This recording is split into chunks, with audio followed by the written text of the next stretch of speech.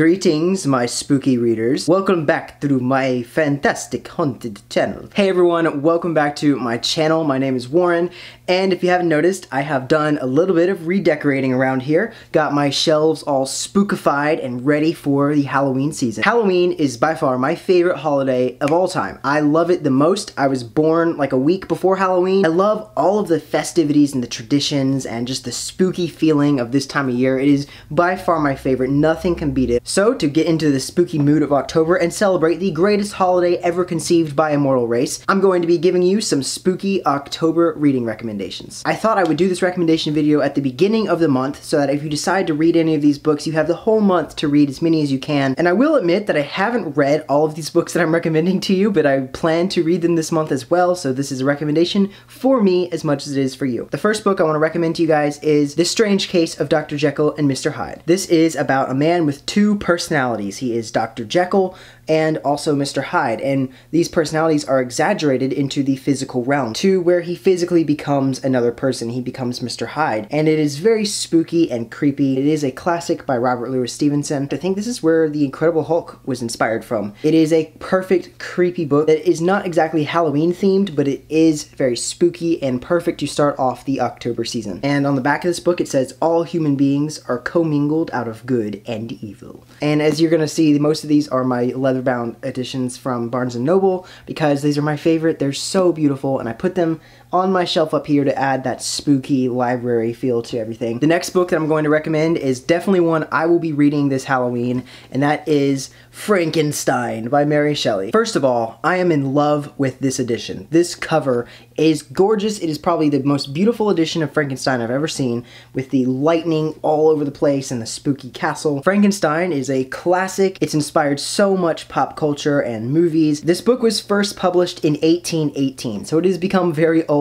and very antique, but it is a classic Halloween book that I think is essential to read this holiday season. This is about a scientist named Victor Frankenstein, but he's basically creating a synthetic human, and so they call the Frankenstein monster the modern-day Prometheus. Frankenstein monster starts to develop a mind and consciousness of its own and turns against its master. It's very, very frightening and spooky. Frankenstein is just such a classic and definitely a great read this season. I will be reading Frankenstein this month. If you guys want to do a buddy read with me, let me know. I'm going to be starting it in a few weeks. I'll announce on my Twitter when I plan to begin with it. So if you want to do a little buddy read and then discuss it at the end of the month, that could be really fun. We could all just agree to read it and then finish it by Halloween and then discuss it in maybe like a live show or a video or something like that. I'll work out the details, but if you guys want to do something like that, that'd be really awesome. Let me know down below in the comments. The next book I'm going to recommend is Dracula by Bram Stoker. This is one of my favorite books ever. It is one of my favorite classics of all time. I read this book last year and I actually made a book review on it, and I did this cool thing where I made it black and white and I wore like a hat and a cape and everything. So if you want to check out that review of this book,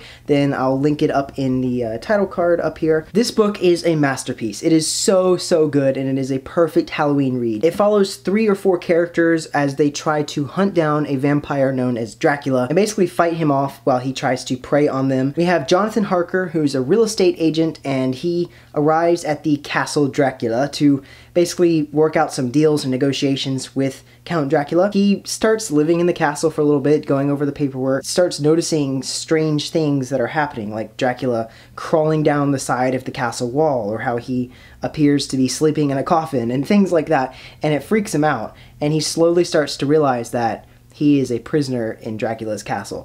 And it's so creepy. I was reading it and it was just giving me chills. It was very horrifying. Then you have Dr. Seward and Van Helsing, and the two of them are both scientists that are trying to figure out how to cure someone from basically the vampire disease or the vampire infection. So they're trying to figure out how to stop one of their friends from becoming a vampire just like Dracula. And so they all have to team up and try and hunt him down and figure out what his weaknesses are and how to kill him, basically.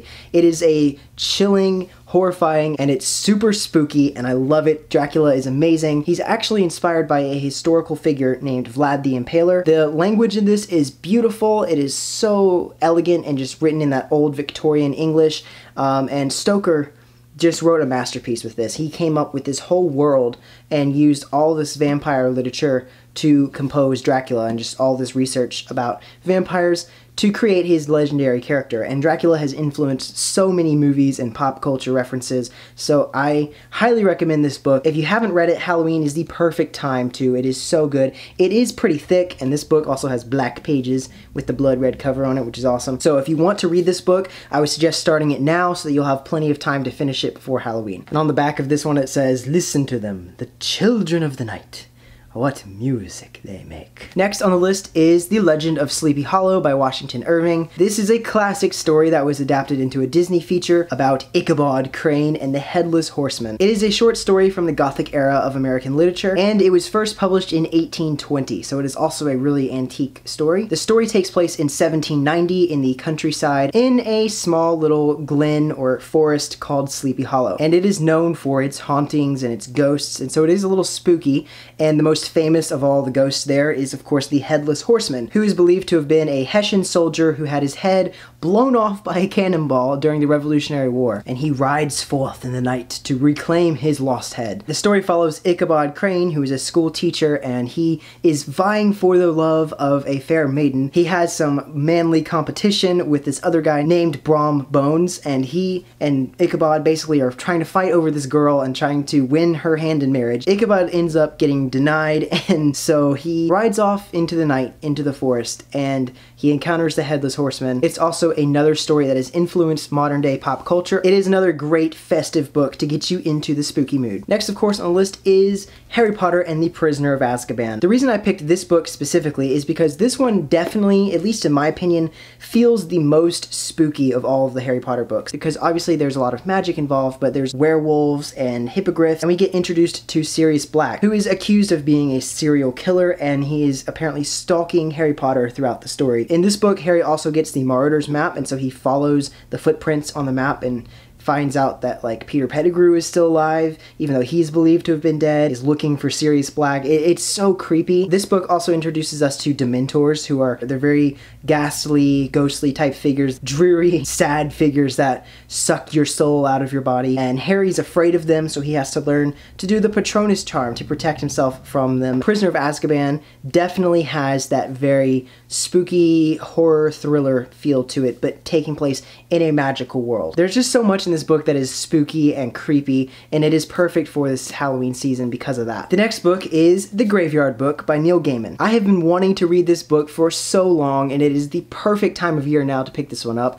This is about a boy named Nobody, so they just call him Bod as a nickname, and he is raised in a graveyard and looked after by the ghosts of the graveyard. Bod is pretty much an orphan who is just being taken care of by these spirits. There's an ancient indigo man, a gateway to an abandoned city of ghouls, and a strange and terrible Sleer. However, throughout the story, Bod is being stalked by a man named Jack, who is responsible for killing Bod's parents, and now he is stalking after him and trying to kill him as well. It is very short, and I've heard great things about the audiobook, that if you wanted to read the audiobook, it has a full cast, and it has spooky sound effects, so it is a great time to read this book. If you're looking for that haunted mansion type of feel, I would recommend The Graveyard Book, because every haunted mansion seems to have like a haunted cemetery, and so I think The Graveyard Book would be perfect for reading and getting that kind of vibe. And this edition, at least, I don't know about all the editions, but at least this copy that I have also has some amazing artwork in it, and that's really cool. This guy's got like a knife. There's some more artwork here. The next book I want to recommend is Vicious by V.E. Schwab. This is without the dust jacket on, because I have this sitting over here on my shelf with all these other black books to make it all spooky, but here's what it looks like with the cover on. Vicious is a story about anti-heroes and villains. I've mentioned this on my channel a couple times already, and I know that Vengeful just came out, and that has been a huge book release because it was the unexpected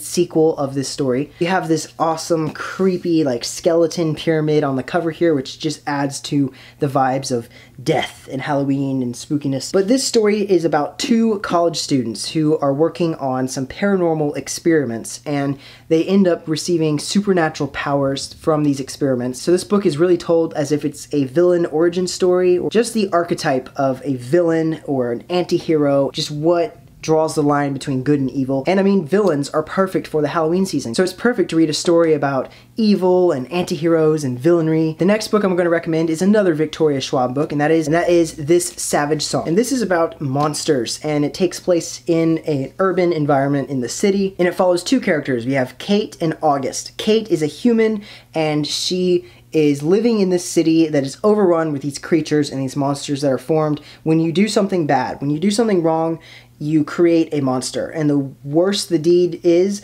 the worse the monster is. And then we have August, who is a monster, and he can steal people's souls through a song, which is obviously the title, The Savage Song. He and Katie basically are the only two people in the city that really see eye to eye and don't feel divided between the monsters and the mortals. This is also another spooky read, and it has a lot of inspiration from like magical spells, because you know, you could sing a song and it enchants somebody else, and so it feels very witchy and very spooky. And this book is divided into parts that are separated by verses. So basically the first part of this book is called verse 1, the second part is called verse 2, which I think is really clever and a very creative way to tell a story about how basically singing can steal someone's soul away. It is so dark and spooky. It's not necessarily a Halloween story, but it is very dark and has that ambient, creepy atmosphere to it. The next two books are both part of a series that I really like, and that is Caravelle and Legendary by Stephanie Garber. If you like magical carnivals and like a spooky circus,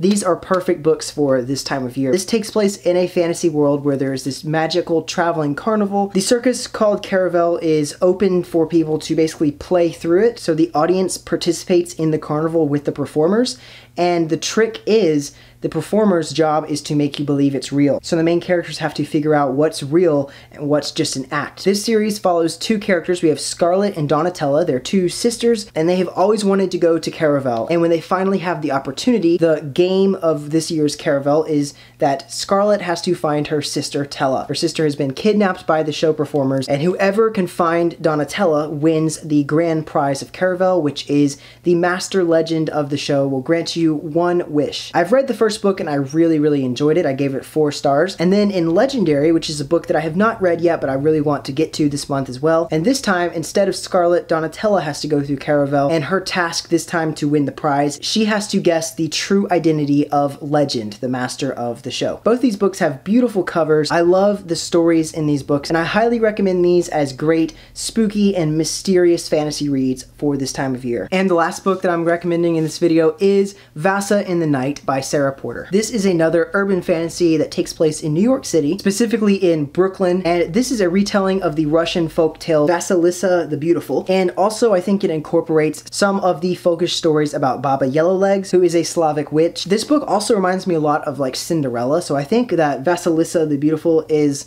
like a Russian Cinderella, because at least in this book, Vasa lives with her stepmother and 2 stepsisters who are always complaining and angry, you know how the story goes. And they live in a neighborhood of Brooklyn that is filled with magic and mystery. And Vasa's 2 stepsisters send her out one night to get something stupid. I think it was light bulbs. And they send her to the local convenience store that is owned by Babs Yag. And she has a terrible policy of beheading customers. So Vasa knows that she is in a very dangerous situation, but she has a little gift from her deceased mother, which is a magical wooden doll that can talk, and I think that's supposed to represent sort of like a Jiminy Cricket figure, someone that is her conscious, and her companion that helps her in her journey. And the wooden doll is called Erg, and with Erg's help, Vasa might be able to finally free the Brooklyn community of this magical enchantment that has been cast by Babs Yag. This sounds so spooky and witchy and mysterious, and I think if you are very interested in Russian folklore and witches and witchcraft,